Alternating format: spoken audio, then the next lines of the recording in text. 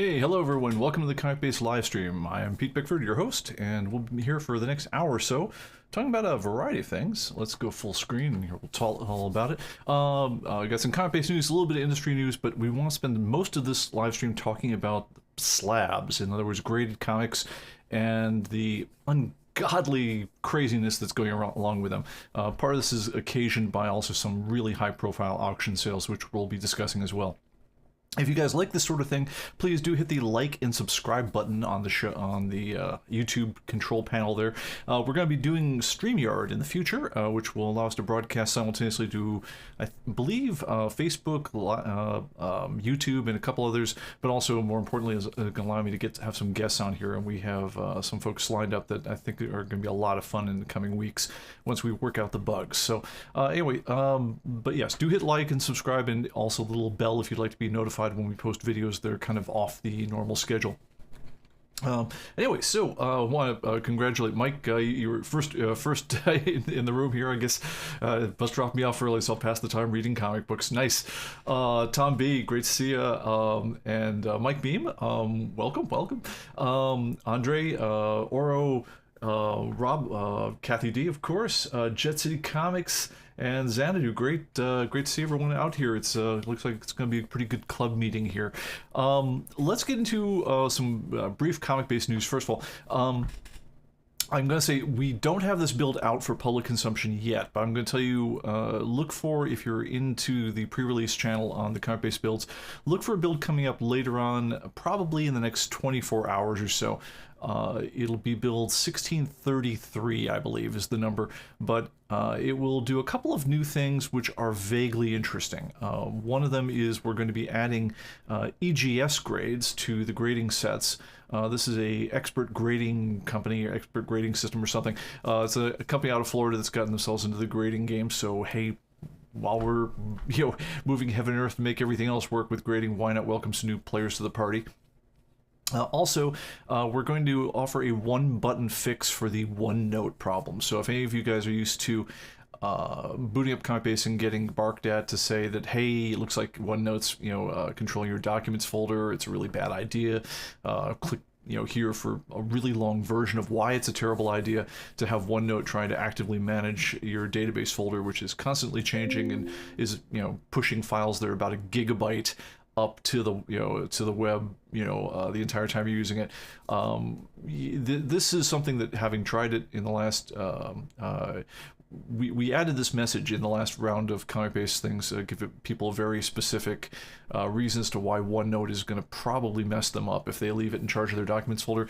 Unfortunately, as with many other complicated technical situations, giving long, complicated messages did not really solve it for a lot of folks. And so what we're doing to make it, the problem go away for those folks, is we're offering a one-button Make It Better button, which is more or less going to offer you the option, if this is applying to you, of moving your document, of moving your current ComicBase database into the public documents folder on your drive, and that will then just update your paths and open things up from there, and you'll never see the OneNote message again. What's basically going on, if you guys aren't familiar with this problem, is OneNote is a Microsoft version of one of these shared folder utilities, kind of like Dropbox, and it's coming. Oh, I'm sorry, OneDrive, not OneNote. I apologize. OneNote is the crummy note taking. I do mean OneDrive. Thank you for the for folks in the chat who pointed that out. OneDrive comes pre-installed with a great many people's PCs, and what's happening is, depending on how they configure the pre-install, it comes set to not only back up your documents folder, but really to remap your documents folder into itself. So if you store something in your personal documents folder, if you look at the path, if you click on it, you'll find out that it's really saving it into the C user's, name, your name, OneDrive / documents folder. It basically, anything you copy in documents gets automatically moved into that folder instead. It is a pain in the tuchus to get that undone. even though you can rearrange your folders on your standard folders like your documents folder, your pictures folder, and things like that. In theory, you can go into the properties on those in Windows and change them. In reality, there's way too many things that are relying on them being where they were, and so you'll usually have some program that's already running on your computer complaining that hey, you're moving files that were in use. So what we've decided to do is to offer you a way to just with one button automatically copy things into the one other folder on your computer that we know that we're allowed to write to, which is not your personal documents folder, but your public documents folder. This is not technically wonderful because the public documents folder on your computer, and this was going to apply to a good half of 1% of you out there. If you share your computer with somebody else, so in other words, if you log onto your computer in the morning and say your wife or your kids or whatever else also have their own logins, there's a separate documents folder which is shared amongst all the users of your computer, and that's right now, for instance, where we put the ComicBase pictures and movies and such, because it would take an enormous amount of space if you installed ComicBase, your son installed ComicBase, and you both installed pictures. It wouldn't make sense to not share those pictures. I mean, it would just be eating up drive space for no reason. Whereas your database, on the other hand, is typically stored in your personal database folder, because if it's called ComicBase database and it's in the Pete folder, and I've got a kid, and it's in my kid's name folder, and it's also called ComicBase database, I don't want their copy overwriting my copy. Well, as part of Microsoft's security measures to try to keep viruses from going nuts, they really limit what folders can be written to when you're running inside of a program. So when ComicBase itself is trying to write to a new folder, there's only a couple places we're even allowed to write to. And other than the documents folder, the only other one that we are guaranteed to be able to write to is the public documents folder. We can't write to just a new folder on your C drive or anything like that. You can do it, but we can't do it. So anyway, what we're going to do is we're going to offer people, if they're afflicted by this OneDrive thing, just one button to just make it better, make the message go away, move my stuff into the public documents folder, and we'll handle any kind of naming conflicts if there's already a folder there called the same thing as your database. And anyway, that's what is going to be in the next update. We want to obviously test the heck out of that one, because anyone who hits the make it better button, we want it to really make it better and not cause anything weird to happen on your machine. But anyway, that's coming, so look for that. Anyway, the other thing I wanted to mention real briefly in industry news, we talked so first of all, Warner and Discovery did finalize their merger on Friday as predicted. No new news about any kind of layoffs at the whole thing, but I imagine if you're sitting in the senior levels of DC's offices right now, you're either feeling like you've got your eye on the new corner office, or you're feeling really, really worried. But we'll keep you posted as those things go. The other main piece of news was Elon Musk, which we talked about, having bought a 9.2% stake in Twitter, was due to take a seat on the board. And at the very, very last minute, right as they're announcing it, it said, yep, we're really excited to bring him onto the board. Part of the deal to bring him onto the board was it also capped his ownership stake at 15%. So he wasn't, basically by agreeing to, listen to him, rant when he's in the board meetings, they were also preventing him from being able to control the stock outright or launch a hostile takeover. At the very last minute, he said, yeah, kind of changed my mind. Not gonna take the board seat after all, which of course leaves him open to do whatever the heck he wants in terms of acquiring new stock or forming any kind of leverage buyout or etc., or frankly just doing whatever he wants with the stock he's bought. So anyone's guess what's going to happen? We'll keep you posted. It should be interesting. I think a lot of folks are very excited by the idea that he might do some sneaky stuff to exert more leverage to give more of a sense of balance and freedom of speech to the Twitterati, and a lot of Twitter folks are nervous for the self-same reason. So I'm got my popcorn ready. I'm just looking forward to seeing what happens. All right, on to other things. Let's go to some auction results, because it's been a week, guys. All right. Oh, I'm sorry. Before I go to that one, there's one other thing that's kind of an unscheduled item, but I realized how incredibly remiss I'd be if I didn't point this one out. This is the brag box for the previous week's update. This is what went out last Friday.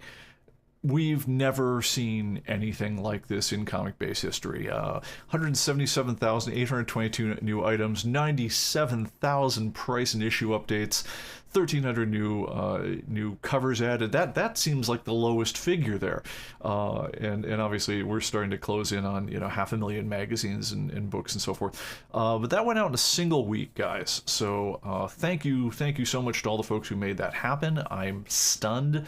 This is as many new items landing in 1 week in ComicBase, primarily magazines, obviously, from some of the long-running magazines that are starting to get indexed, thanks in great part to a number of users, including Andre, who I believe is in the chat right now.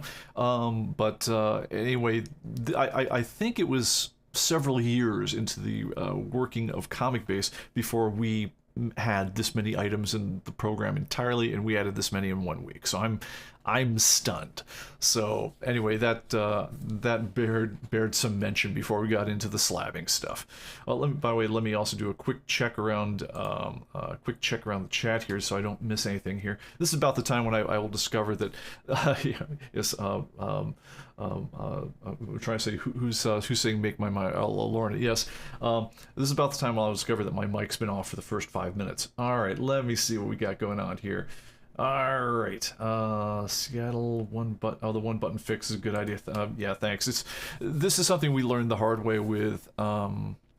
We had the least successful message in ComicBase history was one that once upon a time, if you tried to open a backup, it would say, hey, you're opening a backup. If you're just looking around, cool, but if you're but for goodness sake, don't do new work out of this one, because then if you start doing new work out of a backup file, then the backup it will automatically save is called copy of the thing, and then it gets worse and worse. The record for people who caused nuts crazy things for themselves, involving opening copies and doing work out of different copy chains and then forgetting where they'd done it and opening a different copy chain. The record, I believe, is 63 copy chains, held by some folks in a condo down in Florida. I'm sure will surprise everyone.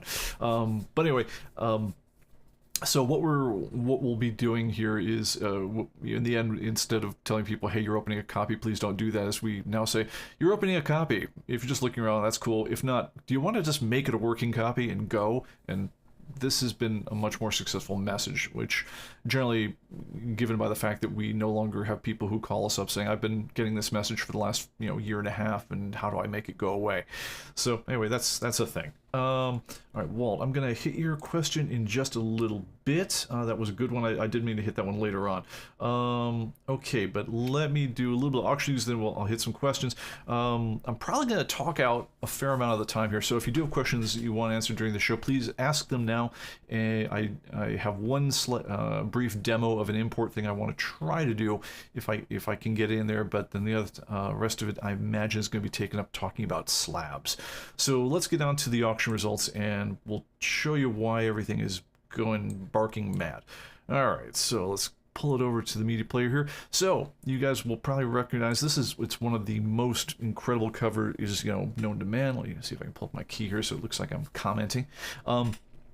It's Captain America Comics, Captain America socking Adolf Hitler right in the kisser. Jack Kirby and was it Joe Simon, I believe. Doing the honors on this one. Absolutely classic cover, amazing thing. And up until quite recently, this was not a $1 million comic book, let alone a $3 million comic book, which, as of, I believe, last Friday, it just is. Sold for $3.12 million in CGC 9.4, which is to say it's a perfect near mint copy. So that one, the buyer, the bid price was slightly less. Their total amount they had to pay to get was the $3.12 million, because that included a 20% buyer's premium. Heritage, I imagine, is quite happy to have brokered that particular sale, but then they sell a lot of expensive things, so I don't know if this one stood out too much for them. Anyway, let's look at some other ones that were interesting this week. By the way, that one, I believe we had it previously at about 1.2 million in near mint in ComicBase. That was based on the last auction sales of that one. You guys remember this one, Amazing Fantasy? This one's interesting, not because it set any massive records, but because it's only in very fine, 7.5. and it just sold for $300,000. That also included the 20% buyer's premium. That's it's a solid copy. I'd be happy to have it in my collection, but it's not it's not a world beater by any measure. But that's telling us that, again, this Silver Age comic book here is, this is 40. I mean, this is 20 years older than the Captain America we just saw. Is in near mint is clearly in the $1 million territory plus. Really, quite a bit further than that. And then let's take one that's even more, in a way banal, because it's not considered a particularly hard comic book to get. Matter of fact, I know, if you're of my age, pretty much half the people I know at one point or in their life or another have had a copy in some beat-up shape of this particular one, but it certainly didn't go for what this one did. This is Fantastic Four #1. I believe it's 1961. This one just sold in near mint minus, CGC 9.2 for a cool $1.5 million. Yeah, I should have done the $1 million. I remember when I first got into doing comic book pricey type stuff. I was maybe 13 years old. I was selling, my own comic books at like a local comic show in Minneapolis. I believe C.C. Beck was the guest of honor on that one, the Captain Marvel artist. But I had my own stand selling comic books at the age of 13 at the Leamington Hotel in downtown Minneapolis. And I, at that point, it was my goal in life to memorize the Overstreet Price Guide. And what I decided I was going to do is I was going to, having done my level best to memorize the Overstreet Price Guide, I decided, let me pull off the key here on myself. There we go. I was absolutely shocked because on this one, I'm going to say it was the 13th Overstreet Guide. It had Fantastic Four at an amazing $1,000 for that one. I couldn't believe it. I mean, who would pay $1,000 for a comic book, especially one that was, only from 1961? I mean, I guess if you had Action #1, that's worth a little more, but $1,000 for a 1961 comic? Well, somebody just paid 1,000 times that, actually more than 1,000 times that, $1.5 million for the same comic, and it's not even in near mint. It's near mint minus. So this is crazy stuff, but this is in a long line of crazy stuff we've been seeing. We've been reporting on this for over a year now, all through the COVID pandemic and so forth. Just world-beating auction sale after world-beating auction sale. For the first time ever, I've been getting static from customers who have upgraded their ComicBase after a couple of years, and they're saying, "Wait, I had ComicBase 2017, and I've got a pretty serious Golden Age collection, and I let it reprice my comics, and it's saying I'm now worth." They're now worth like $1 quadrillion. Is it an error? Is did the guide go wrong? Is there a bug in the program? And no, the answer is no. We've been seeing the doors beaten off of the old prices month after month after month, to the point where we have the stat on the top of the ComicBase website where if you owned one copy at near mint of everything we list, it now, I think it's up to $73 million is what it would take. And I believe 2 years ago, $36 million would have bought you one copy of everything we listed. Now, again, some of that is new things we've listed, but most of it is just incredible valuations on particularly key Golden Age books, but even into this point into Silver Age. So we have a problem with this, and let's talk a bit about slabs. So let's go over to the other screen here so I can show the grading setup, because this is gonna come up, and I'm gonna go ahead and actually magnify this up a little bit so we can see it in a little bit more detail. All right, so these are our standard kind of Overstreety grades that come built into everything in ComicBase. So near mint, the basis of everything we do in ComicBase is we say we're going to give you a near mint price, which is by definition 100% of near mint, right? And everything else is some offset from that near mint price. So if, we've got a million some comics priced out in ComicBase, but we don't have them specifically, and we don't have every price in every grade. We calculate them based on the percentages in this grade breakdown. Now, the grade breakdown, the way these work for things that are above near mint, for standard comic books, this is kind of time and true and tested kind of vague percentages to get there. Now, obviously, the further you get away from the near mint price, the sketchier the price gets. So if I'm talking about the pour price, which is 2% of the near mint price, in terms of if I had a copy of a certain comic book and it was worth $100 and I had it pour, you'd think it'd be worth about $2. Now, would it be worth $3, $4, $1? Who knows? But it sure as heck isn't going to be worth a lot more or less than that. But we're still talking about plus or minus 50 times the the pour evaluation to get to the near mint pricing. So watch out when you have things that are very, very far away from the near mint price, because it gets a little bit more dubious when you're doing the math as far as what the real price is going to wind up being. Now, to say like, well, what's the VF price going to wind up being? We basically say, well, it winds up being about a third less, and that holds up pretty good. It's not, if it's off, it tends not to be super far off. But again, it's there you're talking about 1/3 difference. You're not talking about 50 times difference when you talk about the difference between near mint and pour. So, all right, so let's have a look now at the CGC numbers. Now, these are interesting because what they're based on is largely silver through modern comic books, which were a great, I forget how many thousands of them, I think it was tens of thousands of them that were analyzed by Comics Buyer's Guide back in the day, when CGC was really starting to get entrenched in the field. And we were trying to figure out, if we knew a certain comic book was in near mint, and we knew that it was slabbed and it was CGC 9.4, which in theory is the same comic book, what percentage would you see as far as a calculated differences in the final price that this thing would fetch at the market?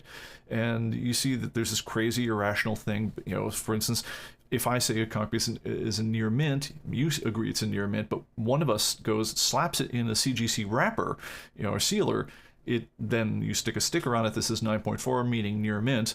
Suddenly that comic book sells for 4 times more than the one without the sealer on it. And I often encapsulate this whole thing of CGC slabbed comic books aren't comic books anymore. They're a new collectible whose raw material is a comic book. They really don't. These numbers held up pretty darned well in terms of valuations for modern comic books in particular, and to the point where like CGC themselves has even taken out. They used to take out ads in the trades, boasting about how here's a Vampirella #1 in very fine condition. Here's the one in CGC 7.5, and talking about it's selling for X amount more. So then the same one would be if it were in the unslabbed grade. So these things hold up pretty good for modern books. One thing that they're definitely not holding up for, on the other hand, is the kind of books we were just talking about here. So let's go ahead and there it goes. Okay. Or even worse yet, let me go ahead and pull up that Captain America #1 again. So, and let me turn the magnifier down so we don't get completely confused, because God knows I just got confused there. All right, so here's the Captain America #1. Now, this one right here is CGC 9.4. It just sold for $3.2 million. Now, by our grades that we just talked about on this one, you could be easily confused to say, well, wait a minute, what does that mean? So the CGC 9.4 one is 4 times what the near mint price is. So if I had a near mint copy of that same comic book, doesn't that mean that should sell for a quarter of $3.2 million, $3.1 million, or somewhere in the neighborhood of $800,000? And the answer is no. It wouldn't go for that at all. Let me go ahead and turn my key off here. What's happening more and more in the last year is the staffers here at ComicBase are having to have conversations, to agree amongst ourselves on all these high-profile auction sales. Look, what do we do when a Fantastic Four or a Captain America #1 or an Action Comics #1, Flash Comics? What do we do when these are regular? Start selling for 3 and 2, 3, 4 times the old price? What do we put down as our near mint price on these ones? And what we've typically been doing in those cases is trying to imagine not what would happen when a CGC 9.4 copy, a slabbed copy, when the next one of those hits the market. What we're really trying to do is we're trying to imagine what happens when the next guy somehow miraculously pulls a near mint copy of Captain America #1 out of his attic, where it's been remarkably preserved for all these years. Goes off, gets it slabbed, and but the one that gets sold at auction, start out is that near mint unslabbed copy, and we don't apply these massive multipliers to those kind of books. We just don't, because it would be crazy. We'd be either dramatically undervaluing or dramatically overvaluing the comics in question if we say that the unslabbed copy is really like if we think that one of you guys has one of these at home and you're going to slap one out and put it up for auction unslabbed, what do we think it's really going to go for? And I think our answer is, we think it would fetch 3 mil, or at least, or pretty close to. So I believe that was 3.1 million. We think that 285, a 2.85 million is probably a pretty good guess as to the minimum you'd expect that to go for in the market. Now, what does that mean? So did we talk about the unslabbed copy or the slabbed copy at that price? Well, the reality is it's not going anywhere unslabbed. I mean, once upon a time, CGC was something you would do. Where it was really getting its action in the market was people were taking fairly ordinary comic books, things that pretty much anyone could get their hands on, either modern specialty editions or Silver Age books that weren't particularly hard and things like that. You get them slabbed, and if they came out, especially with a really good grade, let's go back over to the I call them the jackpot grades over here.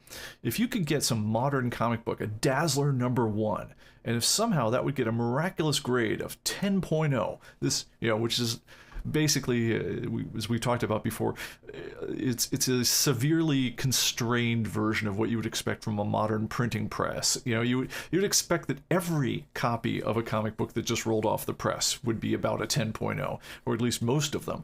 But for some reason, the 10.0s are in very short supply over at CGC land, and so 9.8 is not so hard to get on a brand new comic book, but 10.0s for some reason are very rare, and no one seems to be able to explain why. But if you could get one that they'd give you a 10.0 on, you could regularly get 28 times its normal value when you sold that, because people would be looking, look, it's perfect. How could you ever question how wonderful that thing is? Oh, I see I'm off the screen here. Let me see if I can, darn it. Yeah, sorry. I'm trying to, this is so weird. I'm looking at the program feed and I'm looking at my preview feed and they're not agreeing at all. I'm going to try this one more time. No. Oh boy. Okay. I think we're almost. Nope. Almost. There we go. Good grief, this is hard to do in program. Sorry, the monitoring I've got to see what I'm trying to show you guys and what it's really showing me are wildly different. So I'm going to just apologize on that one, and we'll just have to squint a little bit. So take my word on this one. They are showing that a 10.0 is 28 times what a regular near mint one would go for. 9.9, God knows why that grade even exists. Typically would go for 26 times the regular value. 9.8 is very solid, only 12 times the regular value, and so forth. But we're talking what we refer to as jackpot multipliers of these particular books.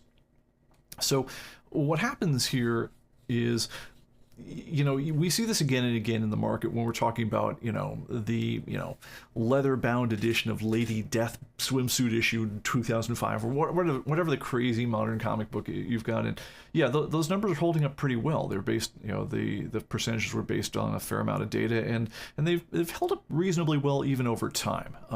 When we're talking about the crazy things, because there is a real interest in some people to say, look, I've got the best one, or my goodness, this is a great copy of the, hollow foil variant of the Guardians of Galaxy number, whatever, So, but what's not happening is when you start talking about the books that would be auctioned at, say, heritage auction galleries, CGCing them is just table stakes. They want to be able to sell with confidence to people who are never going to touch and never going to inspect this book. They're never going to look at this book in person until they actually get their hands on it, having laid out, in some cases, $3 million to see it.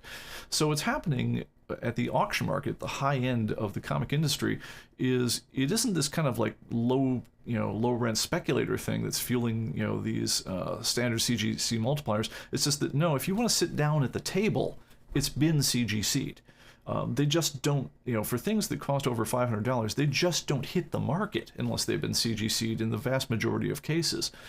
And that's something that's really been different in the world from when we first made up this analysis and now. And I think what's been happening is we've been finessing that when it's come up in these auction results over here at ComicBase Central, where when we have to pick the price, if Action Comics #1 just sold at a certain grade, at a 9.6, for $4 million, what do we think the theoretical near mint price of that is?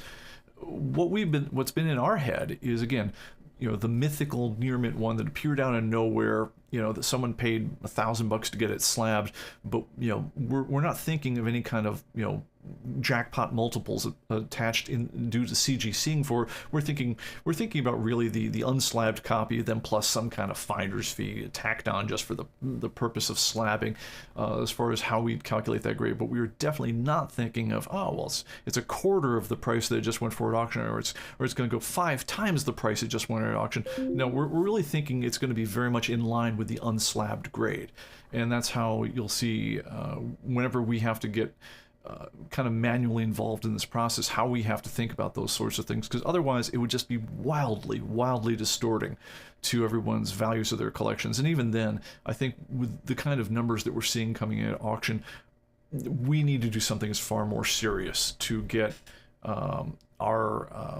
pricing in line with the auction realities that are going on right now. In other words, we can't be sitting there and having editorial decisions every single time a high-end auction comes up there and trying to throw our thumbs someplace up in the wind and say, well, I don't know, maybe a near mint would go for we have to do something that's a little bit more rational.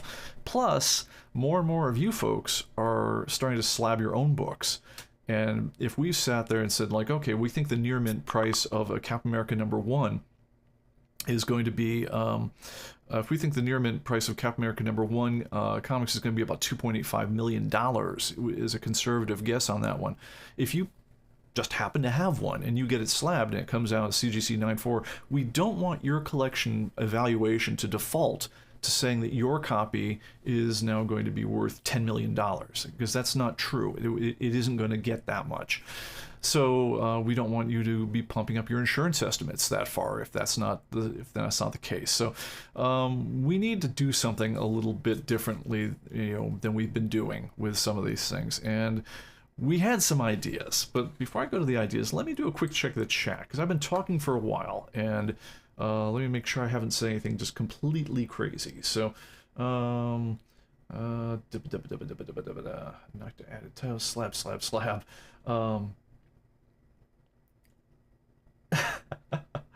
Okay, yes, the slabs are highly interesting, but nothing seems to like.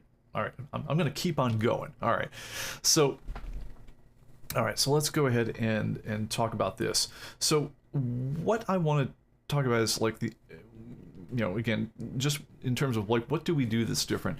We have an idea, and it goes back to those grading percentages. So, whoops, and let me take the other comment down, because I'm not talking about that just yet. We'll hit those in a bit. I think what we need to do when we talk about these grades here is, I think we need to have 2 sets of percentages of near mint. I think we need to start talking about, okay, these are the percentages of near mint that apply to books that are not going to be sold at auctions, where they got slabbed for essentially speculative reasons, but I mean they're the books, typically they're not, again, they're not your key books, they're not your golden age books, they're not the books that are going to come up and someone's going to sell them, are going to sell them through heritage auctions or Comic Connect or anything like that. I think what we need to do is we need to, at some point, say there's a break. And probably we ought to be thinking a number maybe around $500 as a near mint value of, these are probably grades that apply pretty well to books that are below that value. Those are percentages that you could, if you got a copy of the special edition of Transformers 1F, with the, Robotanium cover, and you got it in CGC 9.8, then you might be thinking, all right, fine, it's not going to go for, $20 anymore. Now it's going to go for way more. And you're probably in a decent, shape, guessing, at least initially, that might be where you start putting those things. But when you start talking about a $500, near mint value type of comic book, so, and that would apply to everything from like, better copies of, 1950s romance comics all the way up through your Tales from the Crypts. You'd have to get pretty late into the golden age superheroes to start being less than that, and so forth. At that point, when you start talking about CGC multipliers on them, I think what we have to do is we need to have a second number in all these grades that is much, much more modest. Excuse me, my throat's got a crick in it.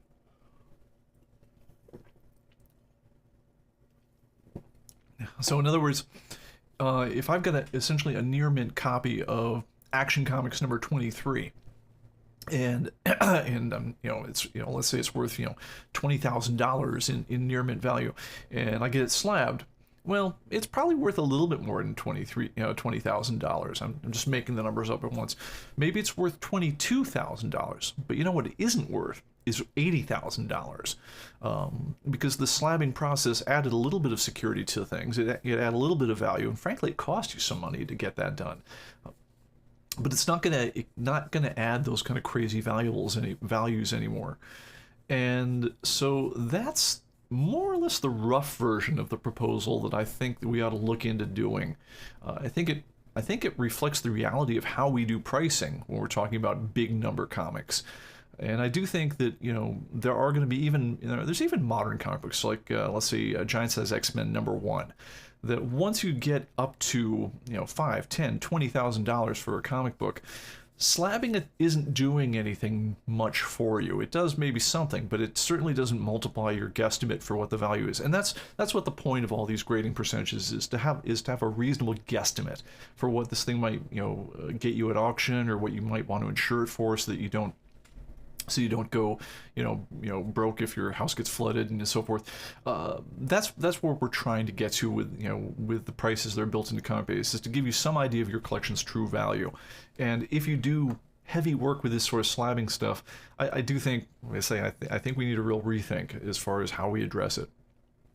So let me have a quick look here and see if anyone has expressed any major ideas back and forth on things. So let's see. So yeah, there's a lot of folks that Fred, very, very common responses like, don't go slab my books here. Like get that on the main key here. Yeah, I mean, look, a lot of us, like, I've never sent a book off to be slabbed in my life. Part of that is a combination of I was never all that interested in the whole idea. I feel like I'm pretty decent at comic grading, all things considered, so I don't feel like the slabbing's adding a lot of value to me personally, and until I intend to sell it, it doesn't really do a lot for me. But I also realize that if I had the kind of golden age collection a lot of you guys have, and it was time to get it gone, the slabbing your books is just part of the process. I've friends with Action #1s, I have friends with Batman #1s, Detective 27, so forth. I mean, some of you guys watching this show have some very valuable collections. And yeah, so if you've got, if you've done slabbing on your books and everything, I don't want the values that you see in ComicBase to be wildly out of sync with what you would get if you really, if you really, put them for sale at the market. And especially, I don't want you guys paying crazy insurance premiums if, the value that we're putting as near mint on these books is already really reflecting what we think, the book being slabbed would be in those cases. And more, especially as these books head, I forget how many books are now in ComicBase that are north of $1 million. It used to be like one book in the whole database, and now it's got to be a dozen or more. But jacking up your insurance premiums to the sun isn't helping anyone on anything. So anyway, think it over, I guess, is what I'd say on that one, and let us know what your thoughts are on that one. If we did do a move like this, essentially allowing there to be 2 breakdown percentages for all the grades, so I think what we'd probably do, our thinking at the moment, is we would add some kind of modest premium over the unslabbed raw grades. So in other words, if very fine equates to a 66% of near mint, when you're talking about unslabbed books, than if you're talking about the difference between near mint 9.4 as slabbed and 7.5, which is near mint, very fine in slabbed. I think you'd see a number, not 66%. It'd probably be a number that it reflects a mild bump over what the unslabbed version would be, but again, nothing that gets you into these multiples of 100% kind of territory. So that's kind of where we're at right now. Let's see here. and Doug McCrack says not to get too dark. No, and who'd want to get dark? Another reason, slab. My family can use that info to slab and accurately describe and list them when I'm gone. I mean, look, it's true. I mean, we've also gotten called. We've been doing this almost 30 years now. We've gotten called in on a number of people who are settling their estates and so forth. And again, we're only doing our job right if people have done an accurate job of. If we're accurately describing the worth of people's collections, either before the flood hits or afterwards. And for people who are more and more private collectors, even are starting to get more and more of their books slabbed, and not just the speculator modern ones. We're seeing more and more people with serious gold and silver age collections are starting to slab more and more of their stuff. Yeah, I think we need to get more in tune with how those are breaking on the market, and so yeah, I think we need to refine our approach a bit. Now, one bit of kind of philosophy of computer stuff is, I'm afraid I can't think of who said it first, but there's kind of a maxim in when you're making computer software. This is, if you're designing anything for a feature in a program, basically all features ought to have either ought to be 0, 1, or an infinite number of possibilities for that feature. So either you could not do it, you don't allow it to happen, you allow it to happen one way, or you allow it to happen as many ways as the user could possibly conceive of, or computer in RAM and allows. So what we're talking about here is we're not trying to model pricing models using crazily advanced statistical methods based on 87 combinations of scarcity indexes and cover gradings and auction sale velocities and things like that. It's just, honestly, we don't have the data to do it if we did, and we wouldn't be able to describe to you how it's being done if we did it that way. It would just be one of those black boxes. That would be describing the infinite case. What we're really proposing is there's a single break that we put at pricing where there's a number for low price books and there's a number for high price books. There isn't like a number for books on this era that are merging up towards this price and then taper down off to this. Like, it is possible that if you made a really complicated pricing model yourself, that you could somehow arrive at market truth better than a simple model would get you there.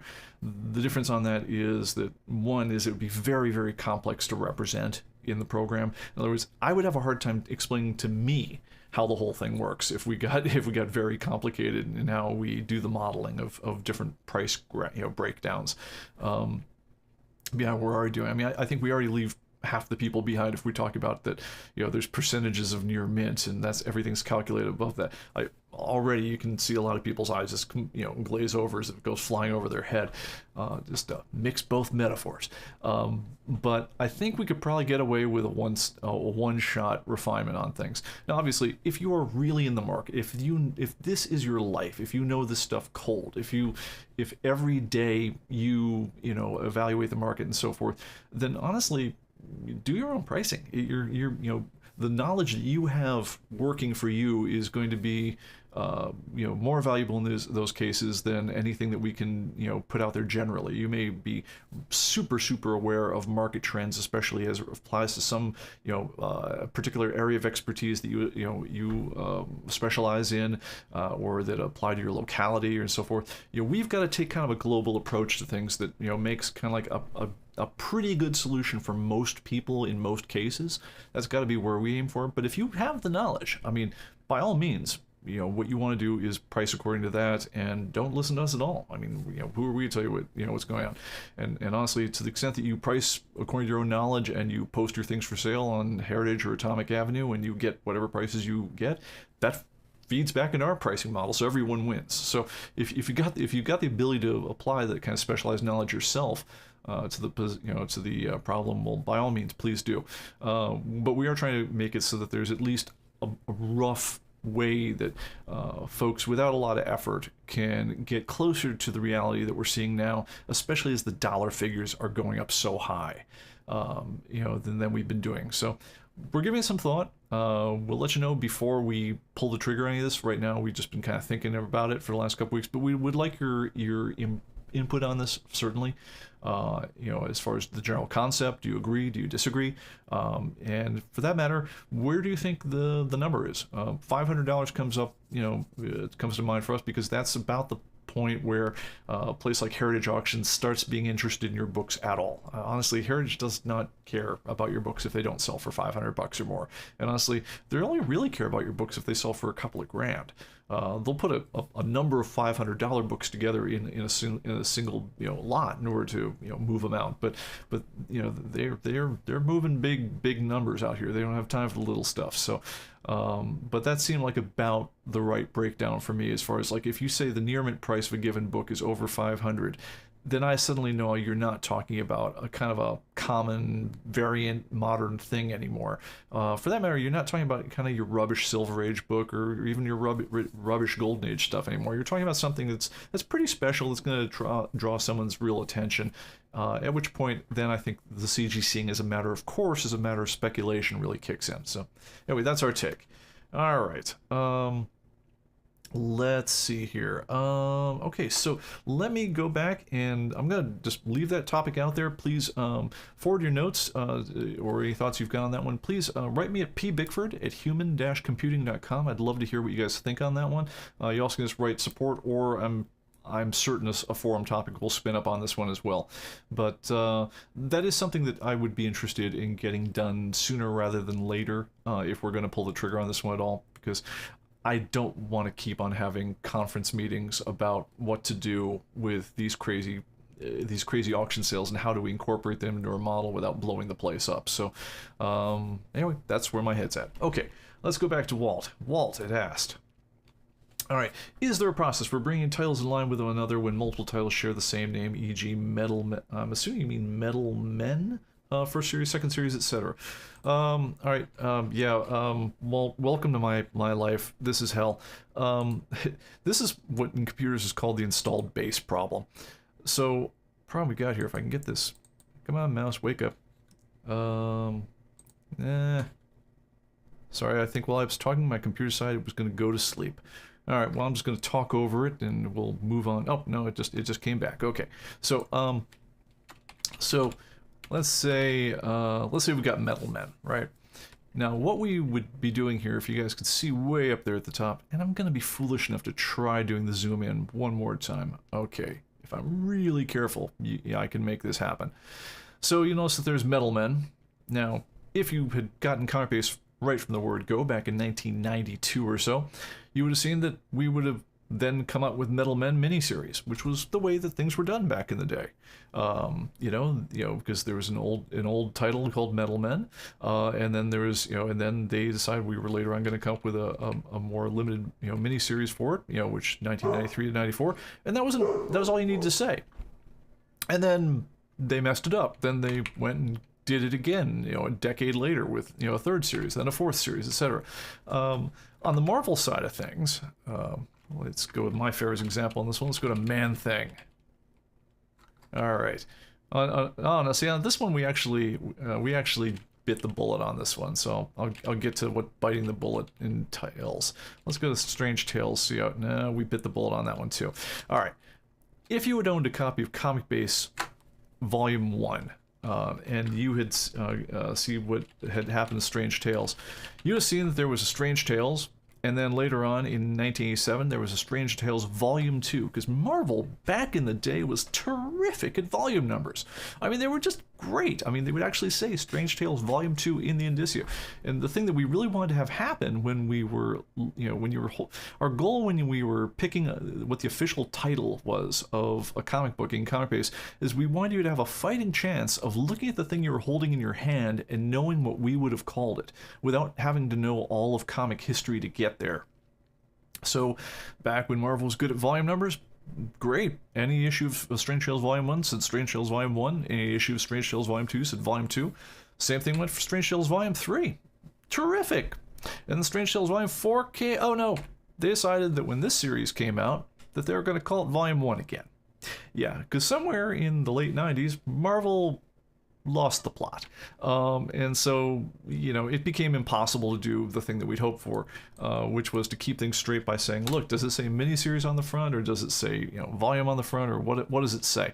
And then we're caught with, you know, what do we do with the fact that, like, well, you know, back when there was only Metal Men, and then there was the Metal Men miniseries, everyone knew which was which. There was never a question about which one was going on.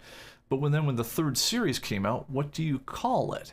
Right? Well, the answer was we had to call it third series. There's nothing else to call it. It wasn't, you know, you could call it the second mini-series, you could call it the third mini-series, but what happens when the mini-series gets, you know, popular and it gets continued? What happens when the ongoing series is unpopular, so it gets cut short? It's, after a while, we just threw up our hands and said, all right, so sometime, you know, late 90s or so, we said, look, this just keeps happening. They keep on going back to the well on the same characters again and again. We can't distinguish them by anything else.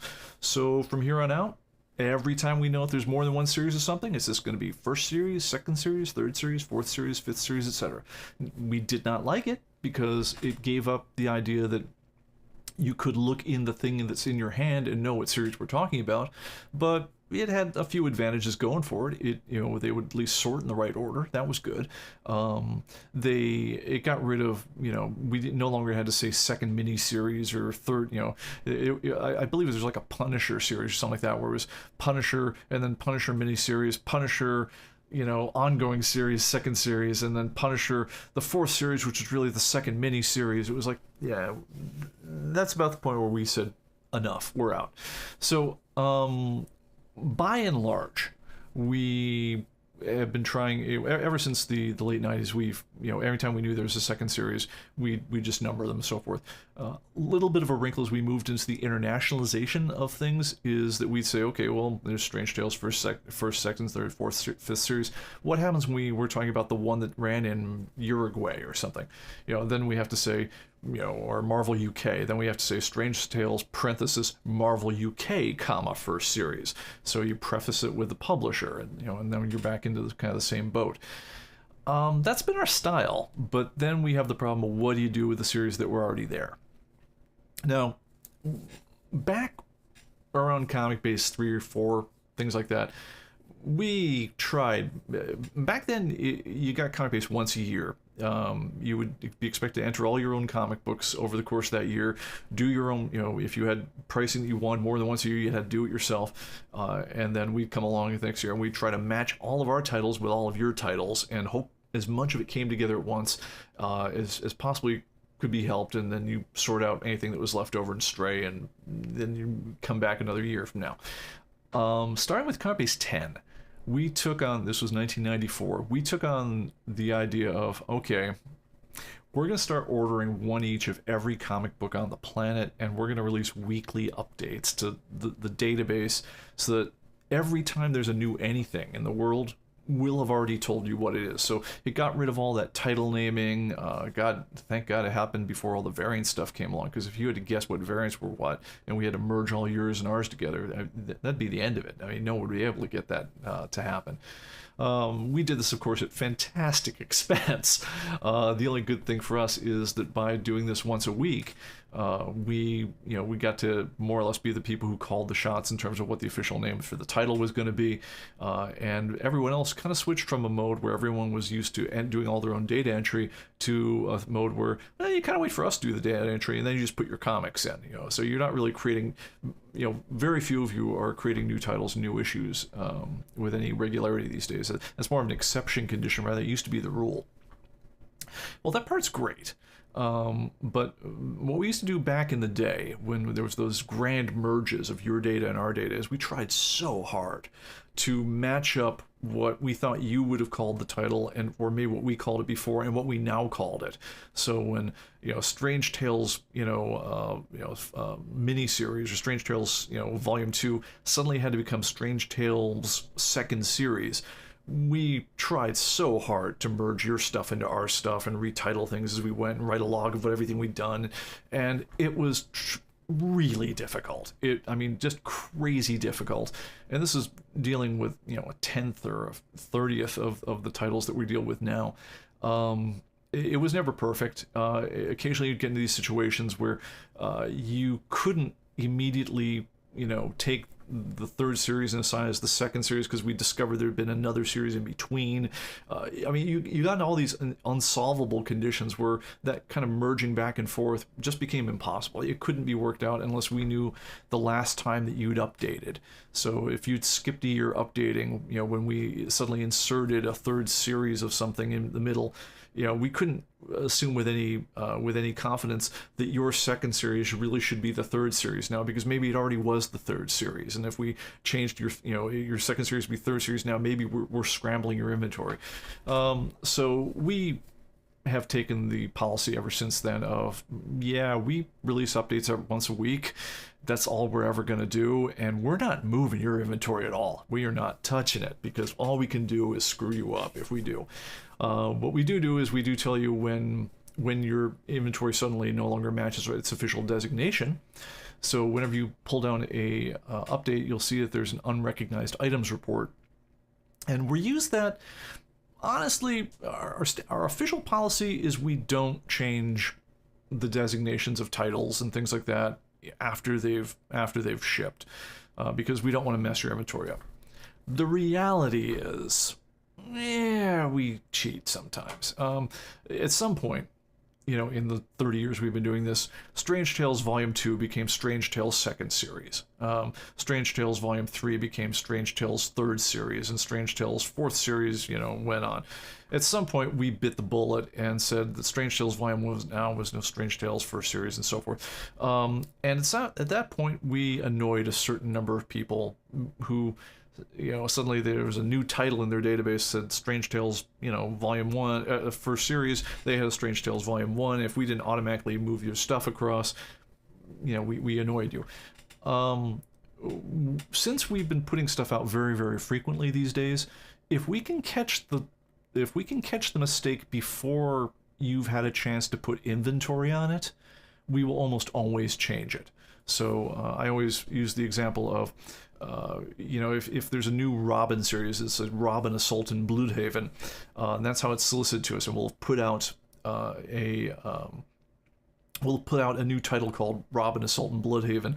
But when the thing finally ships and we get it, and we find out that, despite what they solicit at, it's really just called Robin.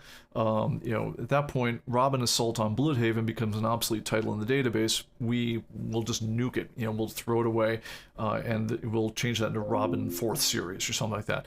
If we think we can do that before a lot of people have added inventory to it, in this, we especially get aggressive on this when we're pre-indexing titles, so that we'll have the correction out within a day or so of it hitting the street.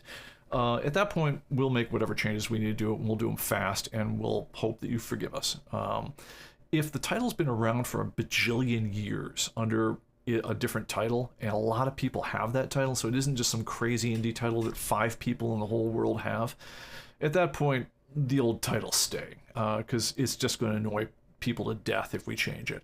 We don't want to make work for all of you. We don't want to make things confusing, but we don't want to annoy the heck out of you either. So the Metal Men miniseries is a perfect example of one that we really would leave around in its old form, even though if we were starting the whole thing over today, no way would we call it that. So so let's go back to that one and just look at some of the characteristics of that make it so that the Metal Men miniseries is going to stay the Metal Men miniseries for a good long while. So Metal Men, huge series, probably well in excess of 100,000 circulation in its day. There was, we're not changing that one. That one's not becoming first series because a lot of issues were made. A lot of people had it. So, and honestly, it'd be a little bit more aesthetic if we called it first series, but we don't need to, right? But we're not. If you've been entering for the last 20 years, you've been putting Metal Men in ComicBase. I'm not going to make you go back and remove where those were. So that's staying where it is. Metal Men Third Series came in. We called it Metal Men Third Series from the word go, so we didn't have a problem with that one. Same thing with Fourth Series. The Metal Men miniseries. This is our boy, 1993 to 1994. popular series. I want to say it was running, at least 50,000 circulation during its day. If you liked Metal Men, you bought it during the day, which means that pretty much anyone who's collecting in that era owns a copy, or owns issues in it. Would we love to change this and call it Metal Men Second Series? You're damn right we would, but we kind of can't. We can, I'll put it this way, to the extent that we do stuff like that, we make it a little bit prettier for everyone at the cost of forcing everyone with those issues to transfer them to the title later on and go through a lot of hassle. And because we know that thousands and thousands of you have those, we just don't want to throw that work on you. So that's why, if we were starting ComicBase today, yeah, that'd be Metal Men Second Series, no question about it, but we're not changing it. That's about it. I mean, honestly, if there's a fan uprising demanding that, no, we demand that one be Second Series, and we're all willing to take that one on, changing our issues across, you know what? Look, if there's a decently, energetic forum discussion on the subject, we'll probably move it, because we give into public pressure all the time. But realistically, yeah, we don't want to. Because we don't want to make work. All right, that's the long way to put it. All right, so let's see here.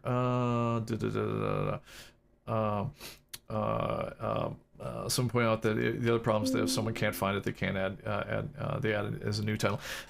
True. We try to head that off. If you guys have noticed that we cheat the alphabetization algorithm a lot. For instance, let's look at Punisher. And I mean, if you guys are like, any of you guys are library science guys, I want you to appreciate the work that went into something like this. Where if you look at Punisher, there's first series Canadian edition, Punisher, the second series, followed by Punisher third series. Yes, Marvel would go back and forth as to whether they put the article in there. But all these ones actually sort in the right order, all the way down, all the way through the the 12th series, and until you get to the things down there. We are doing such crazy hackery on the sort algorithm to keep those straight, and we do it all over the place in the database. Just so if you know things called Punisher and you're looking for it, you've got half a chance of actually finding it in the database. That solves most of the problem. And if you do try to insert a Metal Men Second Series, we're usually pretty good at knowing it's already in there and not letting you do it. But yeah, it's just, as they say, it's an installed base problem. If we got rid of all y'all's customers, we could have a really pretty database for a while. And the problem, of course, was we'd be broke because we have no customers. There's a legend that when Unix was first being invented, it was very much one of these like skunkworks type of projects back in the day, and all the different people who were working on different commands in Unix, I forgot which command it was supposed to be, but someone had said, hey, the chmod command or whatever else like that, it's really not very elegant. We're all starting to go to this other kind of style for the way that we use the parameters and everything else like that. Why don't you change it? And the programmer's like, I can't change it, man. I already have 12 users. And this is something that became the basis of one of the great operating systems of the planet. But yes, installed base is a real thing, because everything you change, that you would love to go back and fix, it always comes at the price of pissing off the users you've got. And unless you can find some genius way of solving that, sometimes the right answer is leave it alone. So anyway, that's where we're at. Okay, all right, so let me see here. Everyone say thank you, Fred, at least for changing this the sorting for series and volume. Fred, you might have been one of the people who did that. I can't remember. I remember this was the most involved discussion in the forums. We've gone back and redone the sorting algorithm about gotta be 7 or 8 times to do everything from the article sorting to the sub-sorting by parentheticals to it is crazy how involved the alphabetization algorithm is, right up to people talking about you know, when they mention things like season 1 ONE and season 2 TWO and season 3 THREE, those will actually sort properly because we know the, you know, what the words mean numerically. But yeah, it's, if you ever launch a new version of ComicBase and it said rebuilding the title indexes, probably we did some kind of new refinement on the sorting algorithm. So that's, I hope never to go back in that again, because it just, the code for the alpha sorting is like this long now. I don't even want to. All right. All right, let me see what's going on here. What do we do? Oh man, we're over time already. All right, I think, all right, Andre, I'm gonna apologize to you here. I'm gonna have to show you the import thing later on because I don't know if it's gonna be super interesting to a lot of everybody else right now, but yeah, we'll get to it in a bit. Real quickly, Fred says, what about adding a field for customer title name which if present used locally instead of the official name? Can't really do that very easily because title name is, it's actually, it's what they call the foreign key, but it's what joins the issues to their title. So we, you know, we could give you a title which, you know, if you displayed it as other than our title, but honestly I think it would do nothing but sow massive confusion. But one thing that's also going to be really interesting is that we talked about earlier on of how the idea of item titles, you know, is in an item like say Classics Illustrated number, you know, 47, which, you know, might, or a Classics Illustrated number 75, which would be like the Lady of the Lake or something. You want to be able to find that by searching for the Lady of the Lake, as well as looking for, you know, Classics Illustrated. So we are taking on that in the near future, as well as the idea of items that belong to a larger series, or I'm sorry, titles themselves, which are titles but also belong to a larger series. As we talked about, like the Jack Reacher books or 2 of Harry Potter series. It was really just called, it was really called Harry Potter and Prisoner of Azkaban. But you know, be the concept of a meta series that ties those together. So we are already taking a lot of weird stuff. So, all right, I think that's gonna do it for now, because I am tuckered out. All right, thank you guys. I'm gonna read over more chat things that scrolled past me. Thanks for hearing as I'm kind of thinking out loud on some of this stuff. Honestly, it helps us to try to explain it to other people, even where our heads are at with it. But do send in your comments, particularly if you're a heavy CGC guy, and particularly if you either do a lot of CGC stuff that crosses periods or crosses price thresholds. I really want to hear from you, because I am very well aware that even if you take the simple model of saying there's a threshold price, at which point you have a high dollar CGC multiplier and a low dollar CGC multiplier, that there's going to be some weird edge cases. You know, like you've got some modern comic that just came in with a $500 list price for some reason. You know, you'd see it losing value dramatically suddenly if you had it slabbed. I mean, I don't know a way to solve all the edge cases on this whole thing without making the model very complicated. And very complicated, you kind of lose already coming out the gate on that one if you can't explain to a normal person how it all works, and you know, show them how the results they get are what they should be expecting. I mean, we still field questions all day long about what's the difference between price, value, and graded price. That comes up literally every single time we talk about the subject, and that's just multiplying percentages out straight. So yeah, we want it to reflect reality better, but we don't want to leave everyone just confused as anything about what's going on. All right, guys, thank you so much. I will talk with you all next week, and we'll see you then. Take care. Bye-bye.